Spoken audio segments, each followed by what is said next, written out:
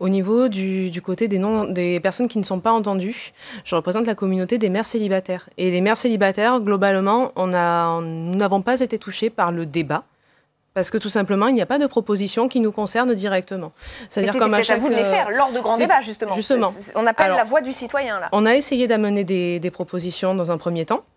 Après, c'est vrai que globalement, ça ne touche pas un assez grand nombre. Nous a-t-on répondu pour certains points.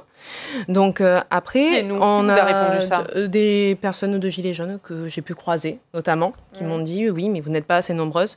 Sachant que, par exemple, donc je représente également le site merescélibataire.fr qui a été créé il y a 9 ans par Laurence Elali Chapuis. Donc ce site regroupe une communauté sur Facebook de 10 500 personnes donc, qui sont regroupées autour de ces thématiques-là. On a organisé une concertation avec les mères célibataires, nous, de notre côté, pour pouvoir faire remonter justement toutes les demandes qu'on pourrait avoir, les perfectionner. Vous avez organisé vos propres cahiers de doléances, vos propres... Tout à fait. Donc après, on pourra vous le faire remonter, il n'y a pas de souci, avec grand plaisir. Donc... on s'est dit, on va le faire nous-mêmes, puisque de toute façon, quand on a essayé de se faire entendre, on nous a répondu que, oui, mais vous n'êtes pas assez nombreuses. C'est les Gilets jaunes qui vous ont répondu ça. Est-ce que vous vous êtes adressé à vos élus, par exemple ? Et qu'est-ce qu'ils vous ont dit ? Globalement, on a eu le même retour d'aller voir la CAF, par exemple.